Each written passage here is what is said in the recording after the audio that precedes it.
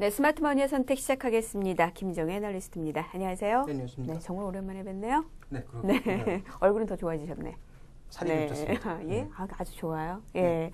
감사합니다. 예, 시장이요. 왜 말씀드리면 괜찮은 것 같은 것 같기도 하고 악재인지 호재인지 시장의 어떤 이슈도 사실 최근 들어서 분간하기 쉽지는 않은데 그래도 아주 많이 떨어지는 것은 아니다라는 건 좀 사실인 것 같아요. 예. 오히려 이제 단계적으로 조금씩 오르고 있는 거죠. 근데 이제 오르는 속도 자체가 지수 기준으로는 굉장히 미미하고 또 종목이 꾸준하게 선도주 중심으로 오른다라고 보기보다는 오늘은 이 종목 올랐다 다음 날은 다른 종목 오르는 이런 양상이 벌어지다 보니까 이게 전체 이제 수익률 모든 종목을 다 갖고 있는 사람들은 없기 때문에 결국은 내가 어떤 종목을 가지고 있느냐에 따라서 자칫하면 조울증에 걸릴 수도 있을 것 같아요. 어느 날은 굉장히 좋았다가 그 다음날 가면 예를 들어 자동차 종목이 한 이틀 전에는 굉장히 강세였지만 또 이틀 새는 또 계속 약세거든요. 그러니까 이런 식의 흐름이 계속 돌아가고 있으니까 이게 과연 시장이 좋은 거야 나쁜 거야라는 그런 심리들 나타날 수 있을 것 같고요. 또 하나 지속적으로 팔고 있는 기관이 과연 어디까지 팔 것인지에 대한 논의도 필요할 것 같고요. 오늘 장에서의 핵심은 누가 뭐래도 현대로템입니다. 그래서 이 현대로템의 흐름을 한번 짚어볼 필요가 있을 것 같고요. 또 하나 이제 오늘 얘기 드릴 내용은 아닙니다만 차후에 이제 우리가 좀 논의해 봐야 될 그런 내용들은 제가 보기에는 삼성전자가 소프트웨어 기업으로 거듭나려고 하고 있는데요. 자, 이 방향이 지금 과연 노른 방향으로 가고 있는지에 대한 얘기도 언젠가는 한번 시간을 길게 잡고 얘기할 필요가 있을 것 같고 또 하나는 이제 기관들이 서서히 연말 북클로징에 들어가야 되는 시기가 다가오고 있지 않습니까? 그러면 기관들이 북클로징에 들어가는 시기에서 과연 이 환매 압력이 들어온다고 해서 계속 팔기만 할 것인지 아니면 그동안 수익률을 내지 못했던 종목군들의 수익률 관리에 들어갈 것인지 이에 대한 얘기에 대해서도 장기적으로 좀 필요하지 않나 판단하고 있습니다. 네, 알겠습니다. 하나하나 앞으로 잘 정리를 해보도록 하겠습니다. 일단 오늘 가장 좀 얘기가 되는 게 일단 수급적으로는 기관을 말씀하셨지만 그래도 지수의 흐름을 잡는 건 외국인인 것 같아요.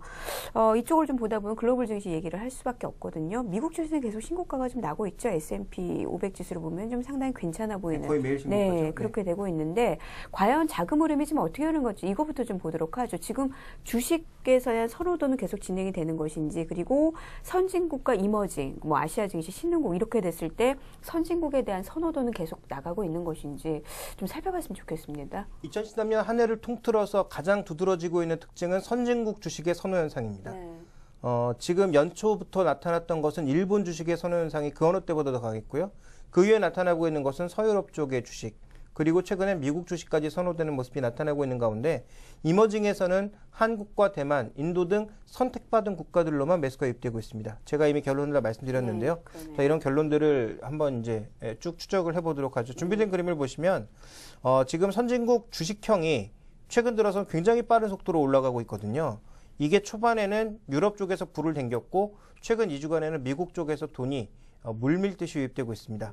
물론 그 배경에 대해서는 잠시 후에 설명을 드릴 거고요. 채권 주식형이라든지 선진국 채권형이라든지 이머징 채권형은 답보 상태를 보여주고 있는 가운데 이머징 마켓의 주식형은 조금 돈이 들어오곤 있는데 지역별로 다른 모습을 나타내고 있고요. MSCI 이머징 마켓 펀드의 자금 흐름을 보시면 최근에 급속도로 돈이 들어오고 있는데 말씀드렸다시피 이 돈은 굉장히 분산돼서 국가별로 차별화된 유입 흐름을 보여주고 있다고 볼 수가 있습니다. 좀 더 자세하게 살펴보게 되면 최근 4주간 신흥시장의 펀드 자금 동향에서는 중동 아프리카 쪽에 일부 자금이 들어오는 모습이지만 굉장히 들락날락하고 있는 양상이고요. 아시아 쪽으로는 대만과 인도, 한국을 중심으로 꾸준하게 3주간 들어오고 있는데 들어오는 강도는 점점 올라가고 있는 상황이고요. 남미 쪽에서는 여전히 돈이 안 들어오고 있고 최근에 이제 전체적인 흐름을 보면 조금씩 돈이 유입되는 그런 추이를 나타내고 있습니다. 선진국 쪽은 다른데요. 서유럽은 날이 갈수록 강화되는 그런 모습이고요. 자, 아시아 태평양 쪽으로는 지금 7주 연속 돈이 들어오고 있는데 대부분 일본, 호주 쪽으로 돈이 들어오고 있는 것으로 볼 수가 있겠고 최근 북미 쪽에 자금이 좀 빠져나가는 모습을 보이다가 2주 연속으로 굉장히 강하게 들어오고 있고요. 어젠가요? CNBC에 나온 그 뉴스를 보니까 2000년 이후로 가장 강하게 돈이 유입되고 있다는 얘기가 나올 만큼 최근에 미국 시장에서도 주식의 선호도가 올라가고 있는 것이 발견이 되고 있습니다. 네. 아시아는 국가별로 좀 더 자세히 보자면 제가 결론에서 이미 말씀드렸지만 한국과 인도, 대만으로는 돈이 들어오고 있고 나머지 여타 국가들은 돈이 안 들어오고 있다. 전혀 안 들어오고 있다라고 좀 볼 수 있는 상황이죠. 그래서 상대적으로 경상수지 적자 국가, 취약한 국가들에 대해서는 인도를 제외한 나머지 국가들은 모두 매도 관점으로 돌아섰거나 추가적으로 자금이 유입되지 않고 있는 국면이고요. 최근에 인도 같은 경우에는 또 정책발 수혜 가능성이 언급이 되면서 또 이제 금리와 관련된 은행주와 관련된 부분들이 많이 언급이 되면서 이런 쪽으로 돈이 활발하게 유입되고 있고요. 대만과 한국은 가장 비슷한 제조업 중심 국가라는 측면에서 최근에 또 돈이 많이 유입되고 있는 상황이기 때문에 글로벌 경기에 선도할 수 있는 대표적인 제조업 국가들, 한국과 대만 중심으로 돈이 들어오고 있는 것이 이머징 국가는 전반적인 특징이다. 그래서 한마디로 요약해서 말씀드리면 여전히 돈의 중심은 주식 중에서도 선진국 쪽에 놓여 있고요. 이머징 마켓 중에서는 감사하게도 한국을 포함하는 제조업 중심 국가들의 돈이 강하게 유입되고 있다는 것을 우리가 계속적으로 알 수가 있습니다. 바뀐 건 없네요. 예, 그러네요. 대만과 한국이 가장 좀 돋보이는데 한국의 매수세가 좀 상당합니다. 그러면 앞서서 좀 맨 처음에 그림을 좀 보여주셨는데 채권 쪽에서의 이 지금 현재 자금이 이탈은 아니어도 상당히 좀 줄어들고 있는 그런 느낌이 좀 많이 들고 있는데 대이동이라고 그러죠. 다 자금의 대이동. 사실 김종우 애널리스트는 채권으로 들어가는 자금이 따로 있고 주식으로 들어가는 자금 따로 있기 때문에 이것은 뭐 같이 어떻게 된다라고 얘기는 하기 쉽지 않다라고 얘기를 하고 있거든요. 그래도 좀 자금은 빠져나가고 있어요. 이거 주식으로 들어가고 있는 건지 아니면 다른 쪽에 있는 건지 이걸 좀 알고 싶네요. 기본적으로 채권 쪽에 있는 자금이 주식으로 들어가고 있다라고는 저는 아직도 생각하고 있지 않습니다. 또 지표상으로 봤을 때도 그런 흐름은 전혀 발견되지 않고 있고요. 그러니까 주식시장으로는 거의 뭐 신규 자금이 유입되고 있거나 기존의 유동자금들이 들어오고 있거나 아니면 좀 더 높은 수익률을 노리는 고위험 자금들이 들어오고 있는 거지 이게 이제 채권 쪽의 자금이 이동한다라고 볼 수는 없거든요. 그래서 제 생각에는 그레이트 로테이션이라는 말은 틀렸다라고 판단하고 있고요. 그것은 채권 시장에서도 판단해 볼 수가 있습니다. 먼저 미국 채권 펀드 흐름을 보면 최근에 거의 뭐 4주 연속으로 돈이 또 빠져나가면서 빠르게 돈이 이탈하고 있는 건 아닙니다. 그러니까 주식시장에 늘어나고 있는 속도에 비교해 보면 빠져나가고 있는 강도가 그렇게 강하지 않거든요. 그렇지만 분명히 돈은 일부 빠져나가고 있고요. 그리고 또 하나 우리가 좀 살펴봐야 될 것은 이머징 채권 펀드 쪽에서는 더 빨리 빠져나가고 있습니다. 그래서 오히려 최근 시장에서 돈이 빠져나가는 것은 오히려 이머징 쪽에서 특히 위험한 국가들 쪽에서 더 빨리 빠져나가고 있다라고 봐야 될 것 같고요. 이것이 여전히 최근의 달러의 약세에도 불구하고 동남아시아 국가들의 이 환율이 빠르게 이제 절상되지 않는 그런 요인 중에 하나라고 봐야 될 것 같고요. 그런데 이제 중요한 건 뭐냐면 채권 시장에서도 고수익을 노리는 자금 쪽으로는 돈이 지속적으로 유입되고 있다는 거죠. 다른 모양이네요. 예. 하이힐드 펀드라든지 최근에 얼마 전에 뉴스를 살펴보시면 일종의 구조화 채권 중에 하나가 뭐냐면 채권을 제날짜 이자를 지급하지 못하면 그 이자만큼의 채권이 불어나는 그런 구조화 채권이 있거든요. 그러니까 굉장히 위험한 채권이고 말 그대로 신용 리스크를 제대로 체크할 수 없는 그런 채권입니다. 굉장히 고수익률을 추구할 수 있는 채권인데 이런 회사채를 미국의 중소기업들이 발행하는 강도가 2006년도 버블 터지기 이전 정도의 수준까지 증가하고 있다는 뉴스가 나오고 있거든요. 그러면서 지금 채권 시장 쪽에서도 전반적으로 모두 돈이 빠져나오고 있는 것이 아니라 일부 투기적인 회사채와 하이힐드 펀드 쪽으로는 돈이 계속 유입되고 있다는 거죠. 그러면 현재 그레이트 로테이션은 정확하게 표현해 보면 채권에서 빠져나온 돈이 주식으로 이동하고 있는 것이 아니라 전반적으로 고위험 자산, 상대적으로 인플레가 낮고 디플레까지 갈 위험성이 있는 상황인데다가 상당히 이제 돈은 계속 정책적으로 풀고 있다 보니까 또 이제 이것을 걷어들일 줄 알았는데 걷어들이는 그 정책의 흐름이 계속 뒤로 밀리고 있다 보니까 다시 한 번 뒤로 빠졌던 돈들이 재차 위험 자산으로 들어가고 있는 거죠. 그러니까 그레이트 로테이션은 채권에서 주식의 흐름이 아니라 위험 자산 쪽으로 전반적으로 유입되고 있다고 봐야 될 것 같고요. 다만 선진국 금융기관들이 꾸준하게 지금 계속 제어하고 있는 대표적인 상품 자산들 쪽으로는 안 가고 있습니다. 그거는 왜냐하면 미국도 지금 이 상품 가격들에 대한 선물 시장을 계속 제어하는 양상이 있고요.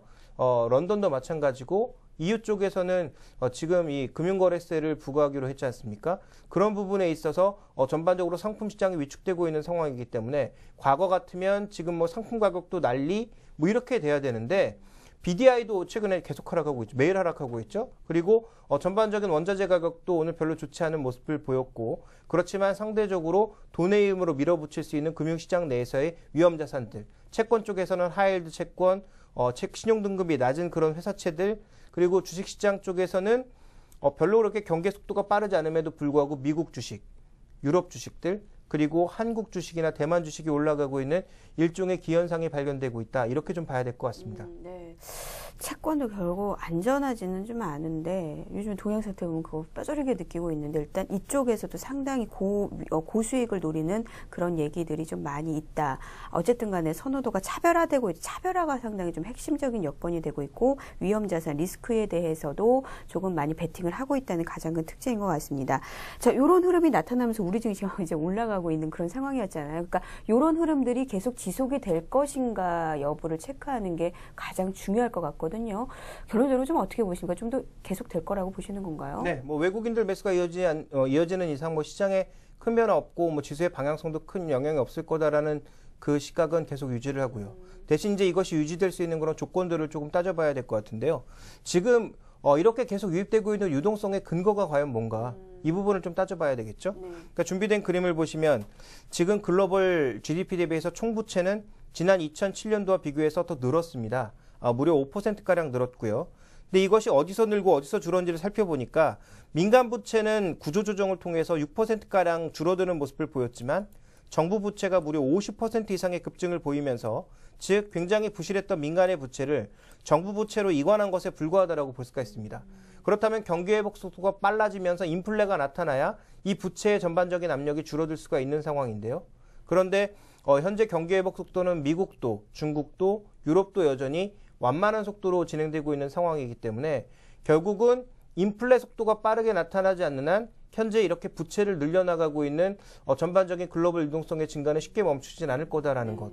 그렇지만 과거처럼 대량으로 돈을 쏟아부을 수는 없기 때문에 과거와 같은 즉 2008년도, 9년도와 같은 그런 탄력적인 랠리를 기대하기도 어렵다라는 것이 핵심입니다. 그러니까 속도는 느리지만 전반적으로 증시의 우상향은 부채가 증가하는 한 지속될 수 있다. 이렇게 볼 수가 있겠고요. 오늘 제가 몸담고 있는 그 다른 회사에서 이제 제가 로이터 영상 하나를 좀 보다 보니까 로이터 영상의 내용이 뭐였냐면 지금 이머징 마켓이나 글로벌 마켓의 부채 증가와 자산 증가가 같은 방향으로 가고 있다. 위험한 거 아니냐? 이런 이제 질문을 어떤 전문가에게 했더니 그 이제 전문가가 제가 보기에 포트폴리오 매니저인 것 같던데요. 그 매니저의 대답은 이거였습니다.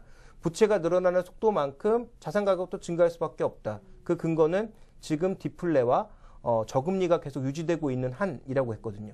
그러니까 저도 이제 그 생각에 적극적으로 동의하는데 지금 핵심은 뭐냐면 이 저금리가 쉽다리 끝나지 않을 것 같고 저금리를 이룰 수 있는 근거는 디플레입니다. 그러니까 지금 인플레가 좀처럼 일어나지 않고 있거든요. 그러다 보니까 중앙은행에서도 좀처럼 유동성을 쉽게 걷어들일 수가 없는 거고 유동성을 걷어들이지 않는 이상 풀린 유동성은 어딘가 찾아서 계속 돈을 추가할 수밖에 없는 상황이고 그리고 낮은 수익률을 추구할 수 있는 채권에 그동안 머물렀던 것은 전반적인 성장률이 낮았기 때문이었는데 성장률이 그래도 한 단계 업그레이드 되면서 이제는 더 공격적인 자산으로 가고 있는 거죠. 그래서 이것이 버블을 키우는 과정이 분명히 될 수는 있지만 어쨌든 지금의 기조는 이렇게 돈이 계속 밀려들고 있는 상황이기 때문에 이 돈이 밀려들고 있는 상황에서 이건 버블이기 때문에 버블은 무조건 피해가야 돼라고 뒤로 빠지고 있는 것은 결과적으로 아주 나중에 보면 잘한 일일 수 있지만 지금 당장 시장 대응에 있어서는 틀린 전략일 수 있다는 점을 먼저 말씀드리고 싶은 거고요. 그 다음은 조금 전에 말씀드렸던 대로 지금 글로벌 주요 국가들에서 보고 있는 물가의 목표치 미국은 2.5%, 유럽은 2%, 그리고 이제 중국은 3.5%에서 4% 정도거든요. 근데 지금 이제 글로벌 소비자 물가를 보시면 모두 하회하고 있습니다. 미국은 지금 뭐 2%도 안 되는 정도의 물가 상승률이죠. 얼마 전에 생산자 물가는 또 마이너스가 나왔고요. 자, 그리고 또 하나 이제 주목해 봐야 될 것은 유럽인데 최근에 뭐 회복력이 나오고 있습니다만 여전히 물가는 1% 내외에서 머물고 있고 또 그다음에 중국 같은 경우에도 지금 생산자 물가는 계속 마이너스 혹은 뭐 제로 정도의 국면, 소비자 물가는 이제 2%대를 조금 넘어섰습니다.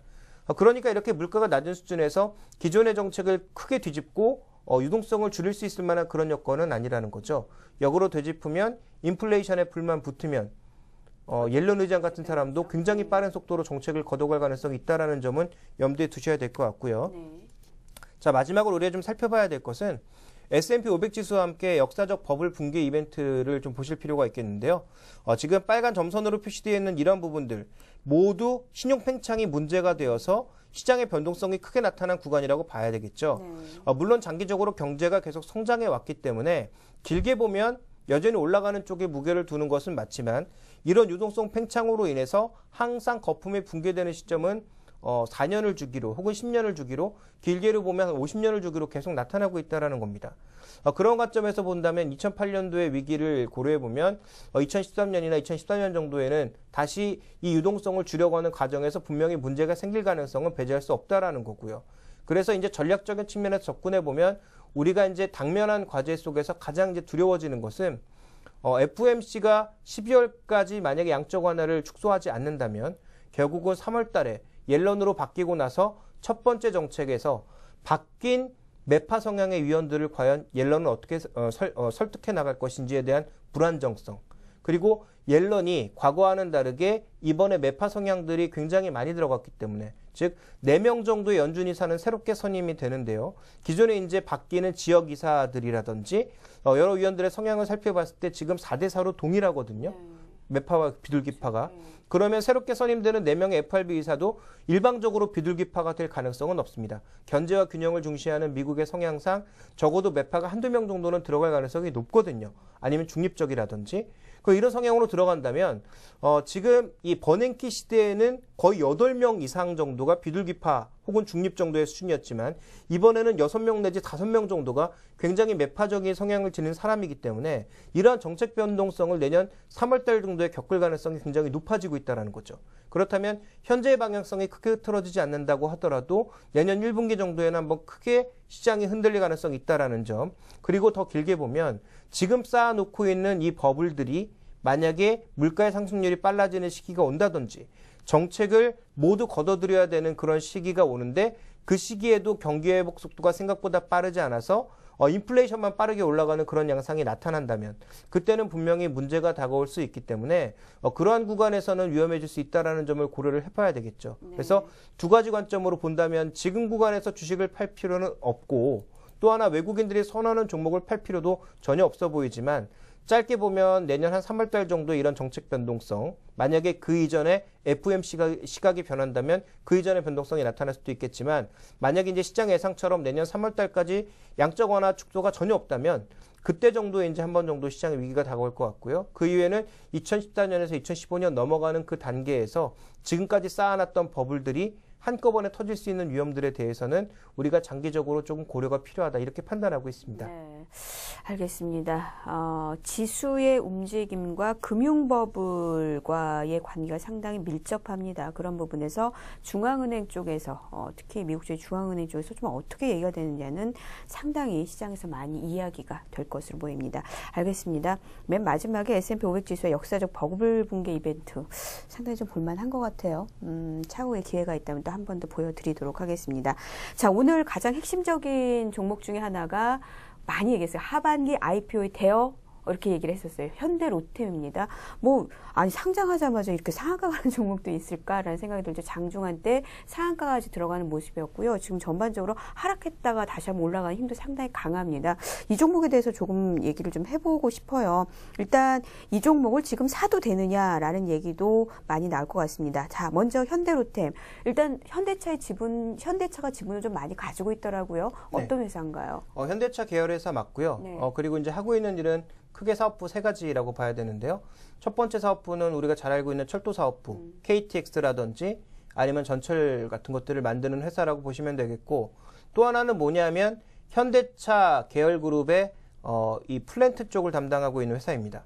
건설 부분은 엠코라든지 이런 쪽이 담당을 하고 있지만 실제로 관련된 플랜트 기계와 관련된 부분에 대해서는 로템이 담당하고 있다는 거죠. 그러니까 철도 같은 것들을 만들다 보니까 아무래도 이런 기계 같은 것들을 납품하는 것이 현재 이 현대 로템이라고 봐야 될 것 같고요. 또 하나의 사업부는 뭐냐면 방산 사업부입니다. 방산이요. 네, 그래서 자주포라든지 아니면 우리가 흔히 보는 장갑차 같은 것들을 만드는 회사. 그래서 두산과 함께 삼성테크인, 그리고 지금 이 회사가 방산과 관련된 물량들을 일부 담당하고 있다라고 좀 볼 수가 있거든요. 그래서 이제 자주포라든지 장갑차라든지 K2 흑표와 같은 이런 자동차들을 자동차라고 하긴 좀 그렇죠. 어쨌든 이런 운송 장비들을 만들고 있는 업체라는 점에서 장기적인 성장성은 충분히 나타날 수 있는 그런 종목이다, 이렇게 좀 볼 수가 있겠고요. 그렇다면 이제 각각의 이제 사업부별로 조금씩 살펴보도록 하겠습니다. 먼저 현대로템이라고 하는 회사의 가장 중요한 흐름은 수주잔고라고 볼 수가 있겠는데요. 현재 지금 수주잔고를 보시면 해외 수주가 전반적으로 많이 쌓여가고 있고요. 현재 지금 연도로 보면 3년치 정도가 쌓여 있습니다. 이 3년치 정도가 최근 평균에서 굉장히 이제 상향된 부분이기 때문에 3년치 일거리를 쌓아놨다라는 측면에서 결국은 지금 상장하는 거죠. 네. 왜냐하면 가장 상황이 좋았을 때. 네. 왜냐하면 1년 전부터 상장 얘기가 나왔는데 2년 전에 뭐가 있었냐면 KTX 산천 얘기가 나오면서 그때 한번 엄청나게 들이맞았고 실적도 굉장히 안 좋았거든요. 그러니까 그런 때 상장하게 되면 제대로 된 평가를 받을 수 없으니까 가장 좋은 평가를 받을 것으로 보이는 현재 시기에 상장을 했다라고 봐야 될 것 같고요. 그 다음 우리가 좀 살펴봐야 될 것은 이 세 가지 사업부 말씀드렸는데요. 마진별로 보면 플랜트의 마진이 가장 좋습니다. 왜냐하면 이건 재집 사업이거든요. 그러다 보니까 이제 상대적으로 이익을 잘 쳐주지만 아시다시피 이제 그 중기, 그러니까 이 방산 산업은 정부와 관련된 산업이기 때문에 안정적이긴 하지만 이익률이 높지가 않죠. 그리고 철도도 마찬가지입니다. 약간의 이제 공공 사업적인 목적이 있기 때문에 우리나라 철도 민영화가 되지 않아서 전반적인 OP 마진은 4%도 되지 않는 낮은 모습을 보여주고 있거든요. 그러니까 전체적인 사업부별로 보면 플랜트의 마진이 가장 높은 가운데 다른 사업들은 안정적이긴 하나 정책의 영향을 받는다든지 아니면 이 공공적인 목적 때문에 이익률을 좀 높게 가져갈 수 없는 그런 사업적인 특성을 가지고 있는 회사다. 이렇게 볼 수가 있습니다. 네. 배당은 많이 주나요? 그러면 그런 생각도 좀 많이 드는데 일단 이건 좀 나중에 좀 봐야 될 것 같고. 자, 그러면은요. 지금 얘기가 많이 있었어요. 그러면 오늘 보니까 가격대가 최상단에서 공모가 결정이 됐었고 오늘 38,750원 상한가를 기록을 하고 있거든요. 일각에서는 이 정도면은 현대로템의 적정 가치까지 올라왔다라고도 얘기를 하고 있으면서 트레이딩 매매만 해야 된다라는 얘기도 있는데 그게 맞는 건지요? 어떻게 보십니까? 이 사업부별로 보시면 이제 철도 쪽은 글로벌 쪽도 꾸준하게 성장할 것으로 예상되고 있습니다. 제가 꽤 오래전에 한번 그림으로 보여드린 적이 있었는데요. 아시아 순환철도 같은 거라든지, 그다음에 이제 중국의 제3철도가 유럽 쪽을 향해 갈 것이라든지, 그다음에 이것이 이제 러시아 쪽과 이어지면서 우리나라도 이어질 가능성을 고려해 본다면 충분히 글로벌 철도 시장은 성장할 가능성이 있다라고 봐야 되겠죠. 제가 이제 현대로템이 글로벌 철도 업체 중에서 몇 위 정도를 차지하고 있는지 정확하게 파악은 못했는데요. 글로벌 피어 업체들 중에서는 10위권 밖에 아닌가 판단해보고 있거든요. 그렇게 본다면 현재 이런 여러 가지 사업이 진행되고 있지만 과연 현대로템이 여기서 얼마만큼의 사업권을 따낼 수 있는지는 조금 더 고민이 필요한 시점이지만 어쨌든 글로벌 철도 시장은 2013년을 기점으로 해서 빠르게 성장할 것이다라는 것이 현재 시장의 기대입니다. 그러니까 사업부별로 봤을 때 철도 시장은 나쁘지가 않고요. 네. 국내에서 봤을 때는 경전철 얘기가 나오고 그렇죠. 있죠. 네. 물론 이게 이제 어떻게 진행될지는 좀 더 지켜봐야 되겠지만 어쨌든 박원순 시장의 전반적인 밑그림은 경전철을 좀 늘려나가겠다라는 것이고요. 다만 이제 구청별로는 조금 다른 시각도 많이 가지고 있고 서울시도 이명박 시장 시절부터 많이 좀 재정이 안 좋아진 상황이기 때문에 거기다가 이제 한강 르네상스 뭐 한다고 또 이렇게 돈을 쏟아부은 그 서울시가 과연 이 경전철을 잘 해낼 수 있을까? 또 민자로 한다면 굉장히 수익성을 제한하고 있어서 과연 민자는 참여할까? 이런 논란거리는 좀 있는 상황이지만 계획만 본다면 긍정적이고요. 네. 그 다음 살펴봐야 될 것은 국내 철도 투자 계획인데요. 보시면 2016년 이후로 일반 철도와 함께 전반적인 광역철도의 그 추가적인 투자 계획이 좀 비교적 많이 있습니다. 그래서 이런 부분들에 대한 긍정적인 부분들은 분명히 있다라고 볼 수가 있겠고요. 그 다음에 이제 방산 쪽은 보시면 K2 흑표가 2차 양산이 2016년에 있고 전자권의 이제 전환이 나타날 것이기 때문에 전자권 전환 이후에는 국내 이제 자주 국방 사업에 대한 관심이 높아질 가능성이 있다라는 측면에서 이 사업도 최소한 나빠지진 않는다라는 것은 기본적인 마인드입니다. 그래서 2014년부터는 전반적으로 OP 마진도 좋아지고 사업도 커질 거다라는 예상을 하고 있는 거고요. 그 다음에 이제 가장 좋았던 플랜트인데 요건 좀 문제입니다. 플랜트는 왜냐하면 현대차 그룹의 지금 대부분의 그 캐펙스가 이제는 줄어들 수밖에 없거든요. 그러니까 현대차 정도만 1000만 대 달성을 위해서 조금 늘릴 수 있을 뿐 기아차라든지 아니면 현대제철이라든지 이런 데 제3고로 투자 다 끝나지 않았습니까? 그러다 보니까 이제 추가적인 투자가 거의 없는 상황이어서 현대차를 제외할 경우에는 상대적인 이 플랜트가 제한적일 것이기 때문에 가장 수익성이 좋았던 플랜트 쪽은 향후 조금씩 수축되거나 현상 유지 정도만 할 가능성이 제기가 되고 있는 거죠. 그러니까 이런 부분들을 모두 종합적으로 고려해보면 이 회사의 성장 스토리는 분명하다. 그러면 나올 것 같긴 한데. 네, 제가 보기엔 이제 매출이 늘어나는 데는 큰 문제가 없다라고 보고 있는데 철도 사업부와 함께 지금 우리가 잘 봐야 되는 건 이 방산 사업부입니다.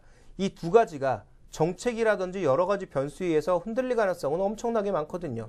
그러니까 우리가 한국항공우주 카이 들어올 때 얼마나 많은 기대를 걸고 또 그 높은 밸류에이션에도 불구하고 얼마나 많이 그 시장에서 주목을 했습니까? 그런데 결국은 여러 가지 뭐 정책적인 이슈 이런 것들을 흔들리면서 최근에 주가 흐름 보시면 조금 답답한 상태에 들어갔죠. 제가 보기엔 비슷하게 갈 가능성이 굉장히 높습니다. 그리고 이제 또 한 가지 우리가 좀 비교를 해보자면 글로벌 선대업체들의 OP 마진의 수준이 지금 한 6% 정도 수준인데요. 낮은 편이네요. 네. 그러면. 그러니까 원래 이 산업 자체가 이제 OP 마진을 높일 수가 없는 거죠. 왜냐하면 뭐 감가상각비라든지 여러 가지 비용들이 계속 발생하는 사업이고 공공 목적이 아니라고 하더라도 결국은 공공 목적이 있기 때문에 마진을 그렇게 크게 높여잡을 수는 없는 사업이거든요. 네. 그래서 그런 부분을 고려해 봤을 때 지금 상대적으로 여기에도 뒤지는 현대로템의 OP 마진은 4%가 채 되지 않는 상황인데 지금 이 종목들의 지금 밸류에이션이 몇 배냐면 PER 기준으로 한 15배 정도 수준입니다. 그런데 지금 증권사에서 추정하고 있는 현대로템의 올해 실적이 아닌 내년 실적이 EPS 기준으로 한 2,000원에서 2,500원 사이거든요. 근데 현재 지금 주가가 38,000원 정도면 지금 글로벌 피어 기준도 훨씬 넘어선 상황입니다. 그러면 과연 글로벌 피어도 넘어설 정도의 성장률을 보일 것인지 여부는 말씀드렸다시피 긍정적인 모멘텀 굉장히 많지만 변수가 너무 많은 그런 모멘텀이라는 거죠. 그렇다면 뭐 조금 전에 언급해 주셨던 대로 충분히 이제 트레이딩이 가능한 정도의 종목이라고 보여지나 현재 주가가 싸지 않다라는 것은 분명히 고려를 해야 될 것 같습니다. 그러니까 우리가 과거 사례 중에서는 한국항공우주의 사례라든지 네, 아니면 지금 현재 구간에서는 글로벌 피업체 대비해서 굉장히 비싼 가격에 거래되기 시작했다라는 점을 염두에 두면서 접근을 해야 된다. 네. 그래서 아주 긴 시각에서 이 종목의 이제 성장 스토리를 보면서 같이 가겠다라고 생각하시는 분들은 지금 가격은 비싸니까 조금 싸지기를 기다리시는 것이 좋을 것 같고요. 만약에 이제 단기 매매를 즐기시는 분이라면 하루 이틀 정도 이렇게 불타오르는 분위기를 무시할 필요는 없겠지만 말씀드렸다시피 지금 가격은 비싸고 또 좋은 모멘텀들이 많지만 이 모멘텀들의 변수는 너무 많기 때문에 또 그리고 이렇게 정책을 쉽게 바꾸는 현재 정부의 부족한 재정의 입장에서 살펴봤을 때 서울시 입장도 마찬가지고요. 철도라든지 경전철이라든지 방산과 관련된 것은 언제든지 뒤집어질 수 있다는 점을 잘 염두에 두실 필요가 있다는 점에서 이 종목에 대해서는 저는 트레이딩 의견 정도를 드리고 싶고요. 적어도 뭐 한 3, 4년 이상의 긴 그런 시그널을 보시고 싶은 분이라도 지금 현재 가격 사기에는 비싸다라고 판단하고 있습니다. 오늘 외국인이 좀 많이 팔고 있죠? 네, 그렇습니다. 네, 그런 부분에서 좀 이 종목을 보고 있는 게 아닌가라는 생각도 좀 들고 있는 것 저는 이제 같습니다. 외국인들의 오늘 흐름은요, 단순하게 그냥 워낙 그 상단까지 올라갔기 때문에 단순한 이익 실현이라고 보고 있고, 오히려 지금 사고 있는 기관들의 흐름이 단기 흐름보다는 좀 장기 흐름을 보면서 가고 있는 게 아닌가라고 판단하고 있거든요. 근데 이들의 보는 장기 흐름들은 정말 장기 흐름의 가능성이 있고, 뭐 10년, 20년 이렇게. 네, 뭐 이렇게 뭐 길게 보는 가능성이 있기 때문에 여기에 이제 개인 투자자들이 부안해동해서 움직일 필요는 없다라고 말씀을 드리고 싶습니다. 네, 알겠습니다. 오늘 스타주네요. 핫 이슈입니다. 정말 따끈따끈한 현대로템 새내기 주인데 가장 시장에서 뜨거운 감자가 되고 있습니다. 오늘 전체 시장 거래 대금의 20%를 흡수하고 있거든요. 정말 장 초반에는 절반이었습니다. 이제 물론 후장으로 가면서 다른 종목들 거래 대금이 올라오니까 좀 줄어들고 있는 건데요. 이 종목 같은 경우에 이 정도의 불꽃을 내일도 뽑는다면 제가 보기에는 이틀 만에 랠리가 끝날 가능성도 있지 않겠는가 이렇게 판단하고 있고요. 먼저 이제 현대로템에 대해서 우리가 한 가지만 더 짚어드리고 싶은 것이 지금 현재 이 종목의 시가총액을 좀 보실 필요가 있겠는데 시가총액이 지금 3조 2천억 정도 아니겠습니까? 네, 3조 2천억. 근데 이제 대주주의 지분을 고려해 봤을 때 오늘 거래대금 벌써 6천억대에 육박하고 있는데 거의 유통 물량이 다 돌고 있는 게 아닌가 싶을 정도로 빠르게 거래가 되고 있단 말이죠. 그러니까 이런 부분들도 우리가 충분히 좀 매매에 참고해 볼 필요가 있지 않나라고 생각하고 있습니다. 종목에 대해서 시장에 참 목말랐나 봐요. 어쩜 이렇게 많이 몰릴 수가 있을까요? 그러니까 단기에 이렇게 큰 수익률을 준 종목이 없었던 거죠. 그러다 보니까 당연히 수익을 실현하고 싶은 사람도 있을 거고 장기적으로 이 종목을 보고 있는 사람에서는 뭐 주가의 급등에도 불구하고 이제 지분을 확보하고 싶은 그런 심리가 나타나고 있는 거겠죠. 네, 알겠습니다. 조금은 차분하게 이 종목을 바라볼 여유도 좀 필요한 것 같습니다. 알겠습니다. 말씀 잘 들었습니다. 네, 스마트머니의 선택 함께했습니다. 김종혜 애널리스트였습니다.